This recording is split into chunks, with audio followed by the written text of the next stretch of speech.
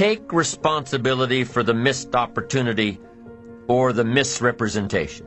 Learn from the fact that even though your client wanted it one way and you presented it the right way, it didn't work. Be prepared for the letdowns that happen every so often. Know that this lost opportunity just sets you up better for the next one. Realize that you can make the necessary alterations next time. Make the changes that will make the difference. Study your mistakes and learn from them. Don't dwell on the mistakes. Acknowledge them. Learn from them. Encourage yourself that you're smarter than your bank account leads you to believe. Don't miss the opportunity to learn. Take a good key phrase home, use it in your training. Don't be lazy in learning. Don't be casual in learning. Develop a whole new intensity that you're not going to miss the information. You're not going to miss the stories. You're not going to miss the details. Get smart. Here's a couple of parts to it. Number one, your own personal experience, right? If you've had a bad week, just sit down and ponder that for a while. Study it. See if you can't pick up some ideas from a poor week and then make a better week, okay? Learn from your own experiences. One way to learn to do it right is do it wrong. I mean, that's one way to learn to do it right. Do it wrong. Now, the key is don't let it take too long. If you've done it wrong for a year, we suggest that's long enough. You don't need another year just to prove a point. No, 1 year's enough. Learn from your own experience, right? If you want to live extraordinary, you must do extraordinary. If you want an extraordinary income, you must do extraordinary things. If you want an extraordinary fortune, you must go with the demands of what it takes to have that fortune. Value makes the difference in results. Value makes the difference. You can't get more time, but you can create more value. Now, here's the first lesson of economics. Everybody should learn it from the time they're old enough to understand what a dollar means, how to earn one, how to get one, how to keep one, what to do with it. First lesson of economics. We primarily get paid for value. Bringing value to the marketplace, that's how you get paid. You don't get paid for the time. I know it takes time to bring value to the marketplace, but you get paid for the value, not the time. Is it possible to become twice as valuable at the marketplace and make twice as much money in the same time? Could you become 3 times as valuable? Make 3 times as much money in the same time? Is that possible? The answer is yes, if. And it's always if, right? Life is known as the big if. Harry Truman once said, life is iffy. How true. It's possible to do much better at the marketplace if you go to work primarily on yourself. Learning to work primarily on yourself. People have asked me for the last 24 years, how do you develop an above-average income? And the answer is, become an above-average person. Develop an above-average handshake. Some people want to be successful, they don't even work on their handshake. As easy as that would be to start on. They let it slide, they don't understand. Develop an above-average smile. Develop an above-average excitement. Develop an above-average interest in other people. Develop an above-average intensity to win. See, that'll change everything. Here's the next key power, and that's image. There's many parts to image. The image that others see you as, the image you have with other people. And it's very important how other people see you. If they don't see you as a leader, chances are they won't pay attention. If they don't see you as being in control, chances are they won't have the trust. If they don't see you as knowing where you're going, what you want to accomplish, they probably won't follow. But if people can see you, if you have the image of someone that's in charge, in control of your life, your future, your destiny, in control of the situation, if they see that, that kind of image is powerful. It helps to win the day. It attracts other people.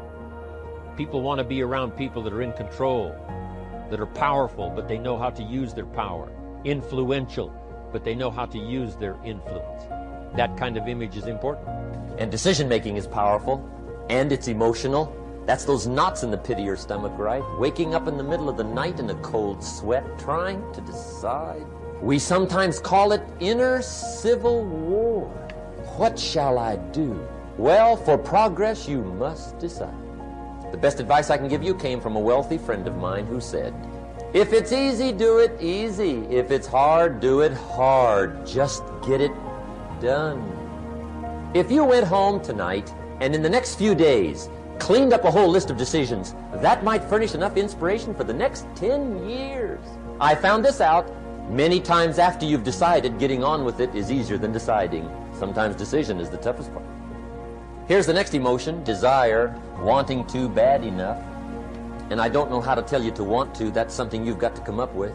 There's two things I know about desire. Number one, it comes from inside, not outside. You don't send off for it. Number two, I know desire can be triggered by something. Who knows what it might be? Sometimes desire waits and sleeps for something to happen.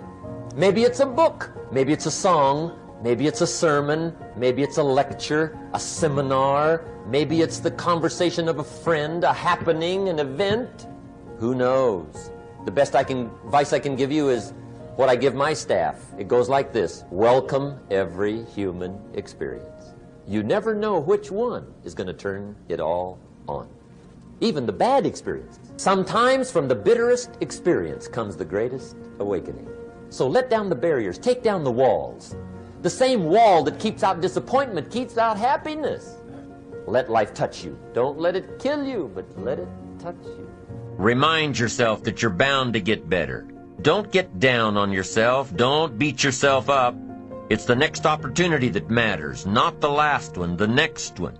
Now, the last one matters only in that you must learn from your mistakes, but the next one gives you the opportunity to show that you have learned from your mistakes. You can do it better next time. You just have to practice, practice, practice. Keep trying. Keep trying until what? Until you've got it down. If you figured out what went wrong last time, then you know how to make it right next time. If you figured out what it was in your presentation that didn't work, don't say that next time. If you figured out that the reason you didn't close the deal this time was because you didn't have all the facts and figures in place, have all the facts and figures in place next time. Don't beat yourself for messing up. Pat yourself on the back for figuring it out. You need to encourage yourself. You need to pump yourself up. You need to be your own cheerleader. Why?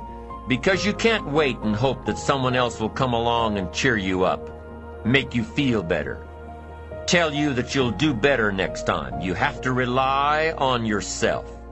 You have to have faith in yourself and your ability to figure out what works and what doesn't, what's right and what's wrong. You have to have the inner belief that everything you're doing for a positive outcome in the future. You have to encourage yourself with future successes. Here's the last one. This one's powerful. Resolve. Resolve says, I will. Two of the most powerful words in the language. I will. Benjamin Disraeli once said, nothing can resist a human will that will stake even its existence on the extent of its purpose. Shortly put, I'll do it or die. See, that's powerful. That could be the day that turns your life around. The world has a strange way of stepping aside when somebody says, I'll do it or die. The man says, I will climb the mountain. They've told me it's too high, it's too far, it's too rocky, it's too difficult, it's never been done before, but it's my mountain, I will climb it. Pretty soon you'll see me waving from the top, or dead on the side, because I ain't coming back. The best definition I ever got from the word resolve came from a little junior high girl in Foster City, California, up north. I'm talking to the junior high kids one day. I love to ask kids definitions. They come up with beauties. I got to the word resolve and I asked, who can tell me what resolve means? And I got several hands, and they were all pretty good, but the last one was the best. Little girl, about 3 rows back, held up her hand. She said, Mr. Rohn, I think I know what resolve means. I said, darling, what do you think it means? She said, I think it means promising yourself you will never give up. I said, that's it. She said, before that day was over, I decided I would never, ever ask again. She said, I started studying opportunity, found it, took the classes, put myself through the schools, did the scenario. Now I'm vice president. I make a lot of money. And she said, I kept my promise. I've never, ever had to ask again. It's called a life-changing day. The day you say, enough is enough. Now, if you can add an act to your disgust, it helps. A man takes a shotgun to his car, blows out every window, destroys every tire, puts 100 rounds in it, and says, I've driven this embarrassing thing for the last time. And then he saves it. He saves it.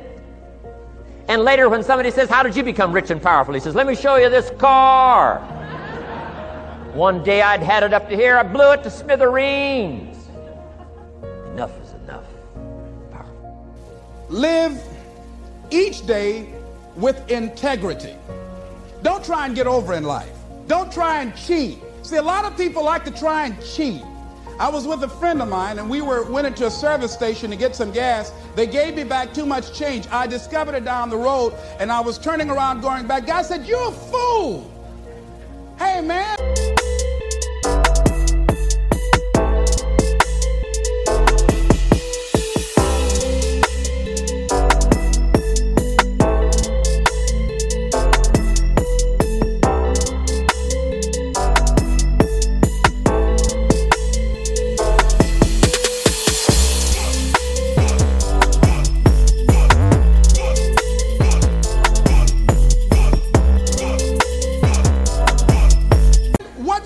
Give people enough change. You think they flag the people down? I said, I'm not responsible for them. I'm responsible for me. I went back and I told the guy, excuse me, sir, you gave me a $20 bill too much. I gave it to the guy just took it and walked away, didn't say thank you. The guy in the car laughed, said, I told you, you fool. I'd have kept that. I said, I'm not responsible for his attitude. I don't care, knowing that he would not say thank you, I would still give it back to him. Because my image of myself says, hey, you don't take something that doesn't belong to you. That's the way my mother raised me. Don't try and cheat. Say, well, you know, this little bit won't count. Everything counts. A friend of mine was on welfare after going through a bad experience. Someone, I think she and her husband became ill. They couldn't work for a while, and they went on welfare. After they both became physically well, he said, look here, we don't ever have to go back to work. We're making more money on welfare than we made when we were working, with all the Medicaid benefits and all of the food stamps and everything. She said, no. She said, we are not going to accept the checks anymore. He said, I'm not going to work. Now, you can go to work if you want to. She went down to the welfare department and said, don't send any more checks to my house. Lady said, excuse me? She said, now I've been working here 25 years. No one has ever come in here and said, don't send any more checks here. Are you sure you're all right? Yes, I am. And she went home and told her husband, don't look for any more checks because I told him to cut the check off. Now we've got to find something to do. And they started a paper route and got over 1,500 customers and were making money hand over fist in a spirit of dignity and achievement, not ripping anybody off. That was a critical choice. She could have very easily said, well, everybody else is doing it, why don't I do it? But she decided not to follow the crowd. I like what Whitaker said, what you think about me is none of my spiritual business. So when you're keeping integrity with yourself, you know that's going to bring you under a lot of pressure. The next thing is, don't try to cut a bargain with life. Life is not Donald Trump.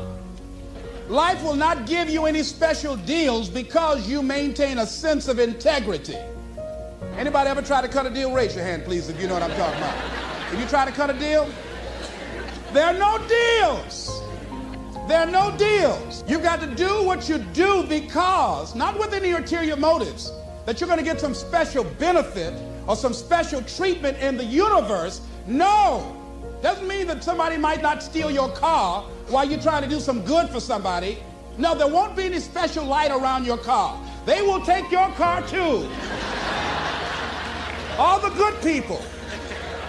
You're going to go too. You've got to do what you do because that expresses.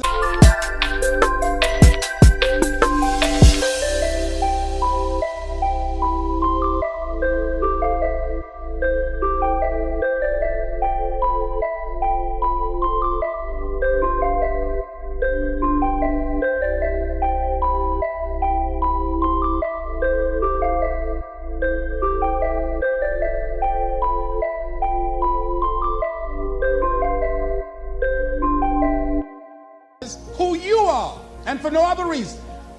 They might not have a banquet to recognize you or give you a special little plaque and dedicate a day in your name.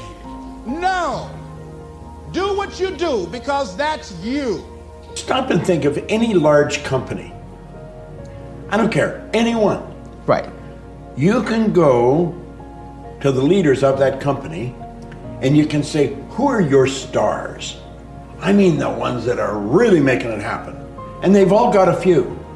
Say, what are they doing that's so different? Why don't you find out what they're doing and teach it to everybody? Oh, well, everybody couldn't do it. Why are they doing it? You know something? The stars don't know why they're stars. And they'll say, well, they're smart.